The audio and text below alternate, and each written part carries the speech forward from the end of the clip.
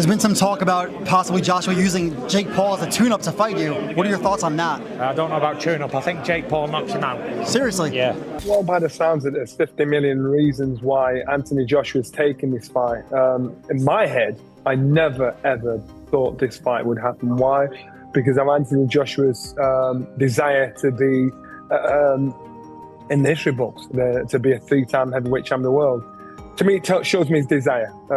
Pick up 50 million along the way. Nobody can knock him for this. This is now business. Heavyweight pros have shared their predictions for the Jake Paul versus Anthony Joshua fight. Tyson Fury did not hesitate with his prediction for how this fight would play out. Tyson Fury told The Ring magazine a few months earlier that he didn't know about a tune-up and believed Jake Paul would knock him out. He said he thought Paul would knock AJ out, that AJ was a spent force while Paul was on the rise, and that he liked Paul's new heavyweight look, a bit chubby and a bit bulky.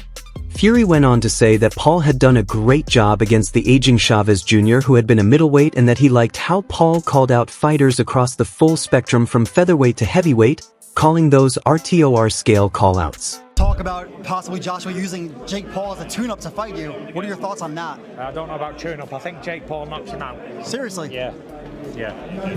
Why so? What impresses you about Jake Paul? I just think Jake Paul would knock AJ out. I think AJ's a spent force, and I think Jake Paul's on the rise. And I like his new heavyweight look. In a surprise turn of events, Paul appeared to hint that him facing Joshua is not a foregone conclusion, as he took to X to write "not holding my breath" for 2025. Too many yes men. Joshua's last fight was a brutal knockout loss to Daniel Dubois at Wembley in 2024, and his long spell of inactivity has since pushed him out of the heavyweight rankings. After Paul's scheduled bout with Gervonta Davis was cancelled this weekend, The Ring's Mike Copinger reported that Paul and two-time world heavyweight champion Anthony Joshua are now finalizing a deal for a Netflix fight on Friday, December 19th. The journalist reported that the deal was finalized for a professional heavyweight bout that would count on both fighters' official records. Eddie Hearn, Joshua's longtime promoter, publicly stated that the bout would be a real fight under Queensberry rules. 3-minute rounds, 1-minute rests, and 10 gloves. It's been suggested that the super fight purse could be a straight 50-50 split, netting both fighters a massive £70 million just for stepping into the ring. Paul declared he will beat Anthony Joshua's, claiming the Brit has no chin. And surprisingly, Fury, whose younger brother Tommy dealt Paul his only career defeat, is backing the problem child over his fellow Brit.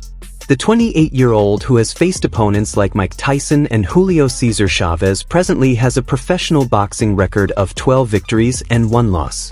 Joshua's promoter and Matchroom CEO Eddie Hearn told BBC Radio 5 that everyone has jumped the gun and that Joshua has a big fight with Tyson Fury planned for next year despite the extensive rumors surrounding the deal.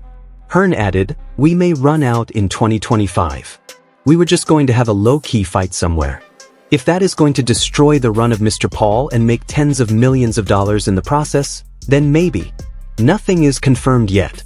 Joshua, who was born in Watford, reportedly told Sport 1 that Fury has to fight him. Meanwhile, former world heavyweight title challenger Derek Chisora has issued a brutally honest prediction ahead of Anthony Joshua's fight with Jake Paul. In an interview with Seconds Out, British heavyweight Chisora asserted that AJ is going to kill Paul in spite of the contradictory claims. The 41-year-old said, "Listen, I'm buzzing. We can lay that Jake Paul nonsense to rest.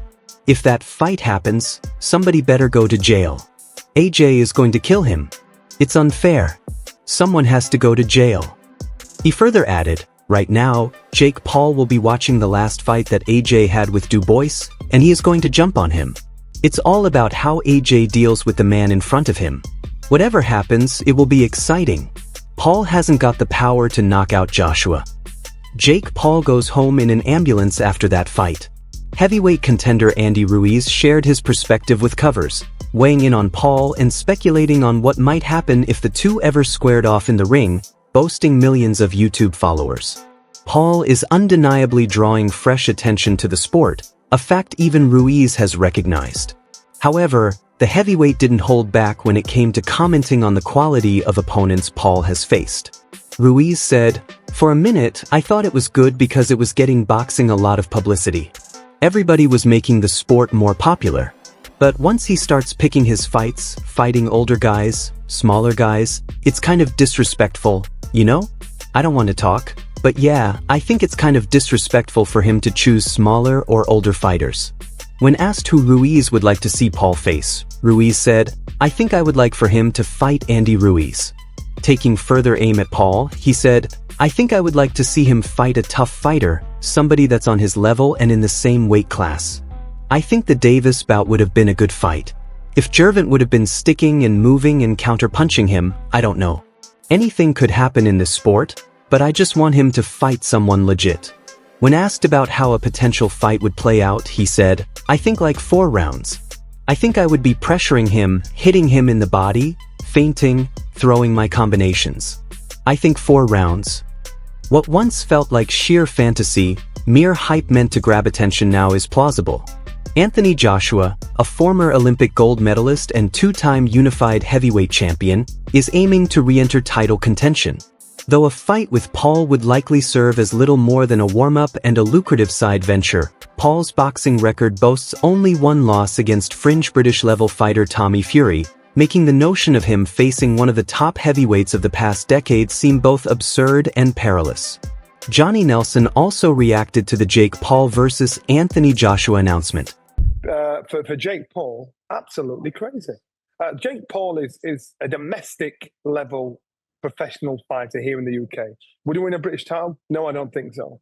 So now they're putting this domestic level fighter in with a former heavyweight 2-time champion of the world. The weight is 245. So I think last time Anthony Joshua weighed around that, it was when he boxed Usyk.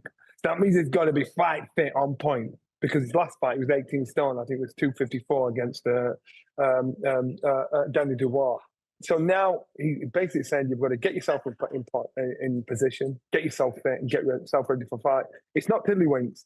This is a fight. Former cruiserweight world champion Tony Bellew is strongly opposed to the matchup, but shared with the Stomping Ground his prediction for how long the fight would last if it ever happened. He said as long as Joshua wants it to. Simple as that. As long as he wanted to. The professional boxer will have the say in how long it goes. David Haye warned that no special rules will save Jake Paul from being brutally knocked out by Anthony Joshua, insisting a quick finish is the best the problem child can hope for. Despite facing criticism over the quality of his opposition, Paul has risen to become one of boxing's most talked about figures. He boasts a record of 12 wins from 13 professional fights, with the majority of his opponents being retired MMA fighters. His most high-profile victory came last year against a 59-year-old Mike Tyson. Paul's lone loss was to Tommy Fury, a fellow novice better known for his time on Love Island than his boxing credentials. Joshua, a 2-time heavyweight champion and one of the most formidable fighters of his generation, is a very different prospect. It is a very easy fight for AJ in regards to the other options on the table. This isn't Tyson Fury. This isn't even Francis Ngannou. This is a cruiserweight who has had 13 fights, losing 1 to Tommy Fury, Haye told Metro, speaking as a brand ambassador for Hyatt.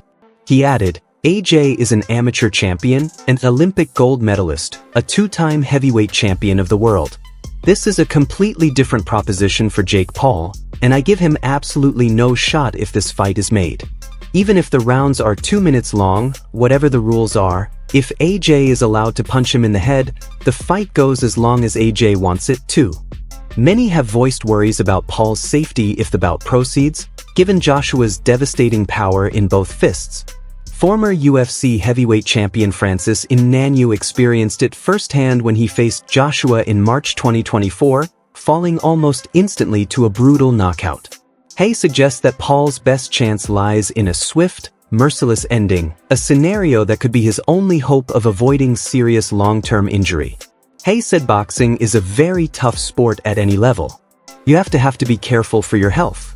You cannot be treating it as a place to learn some lessons when you are coming up against someone as dynamic and powerful as Anthony Joshua. The fight will be sanctioned, I'm sure, because everyone will earn millions. Paul's best bet is Joshua punches him so hard and ends it early. He further added, I think the chances of Jake Paul getting badly injured are slim because injuries tend to happen when you are taking a consistent and continued beating. When you've been weight drained and your head has been knocked around for 7 or 8 rounds, That is when the damage usually happens. But I think this fight will be a Nanu type of finish. When AJ goes out and lights him up quickly, a sore head and a ruptured eye socket is the best he can hope for. I don't think Jake Paul is tough enough to get to the point where he is suffering real damage to his brain. Joshua has been absent from the ring for more than a year following a crushing loss to Daniel Dubois in September 2024, a night when he had aimed to claim a third world championship title. Several media outlets and retired fighters have already hinted that the 36-year-old could risk tarnishing his legacy by stepping into the ring with an opponent of Paul's stature. Boxing has a long history of flirting with the absurd, and this wouldn't be the first instance. The 2023 bout between Tyson Fury and Francis Ngannou drew similar skepticism. Stuff happens in this sport, and I don't think it will make any difference to AJ's legacy. If anything, it will raise his stock if he goes out there and knocks him out in one round. No one is going to look down on his previous achievements. He just also become the guy who knocked out Jake Paul. I don't think we can begrudge him doing that. The announcement of this fight took many by surprise, largely because few expected Paul to step up against such a formidable and physically imposing opponent, especially while gearing up for a bout with Davis. While Davis and Joshua share similar levels of experience and acclaim in the sport, Joshua towers over Tank by roughly a foot and outweighs him by about 100 pounds. Given that Paul planned to face Joshua in less than 2 months, that calls for a very different strategy. Although Paul's recent remarks suggest a December clash with Joshua might be unlikely, everything points to a showdown between the two, potentially as early as January, with December still a possibility. Dana White, the UFC president, has long been one of Jake Paul's most vocal critics, with the pair exchanging barbed remarks over the years. That's why White's recent comments on a potential Paul vs. Joshua clash made shortly after UFC 322 wrapped on November 15th were particularly intriguing. Dana White said at the press conference after UFC 322 that a Paul-Joshua fight was a bad idea, repeating that it was a bad idea, but adding that many people would watch it. When asked whether he would watch, he replied that he would, saying people knew what they were tuning in for, and that he thought everyone would finally get what they'd been waiting for. White is obviously at the camp where Joshua will brutalize Paul, and he is eager to witness it firsthand. The fight that's reportedly being worked on for December 19th in Miami. Did I see the fight being worked on December 19th in Miami? Yeah. No. Do you know which fight I'm talking about? No. Fair enough. Oh, Jesus. That's a fucking bad idea. That's a bad idea. But let me tell you what. A lot of people will watch that one. Will you watch it? Sure. You know what everybody's tuning in for on that one. I think everybody's going to get what they... The apparent mismatch, which Logan Paul's younger brother originally demanded in March, has already drawn criticism from fans. Jake Paul set his sights on a boxing champion with no chin after Canelo Alvarez rejected him. "I know my boundaries," the 28-year-old former Disney star said on his now-defunct podcast. He added, "I want to fight Anthony Joshua because I know I will beat Anthony Joshua's. He doesn't have a chin and he's got no skill and he's stiff. I love you, Anthony. We're friends, but I want to fight you." Rather than facing Joshua, Paul opted for a completely different challenge, taking on WBA lightweight champion Gervonta Davis, a 5 feet 5 inches and fighter who tips the scales a staggering 100 pounds lighter than the towering British star.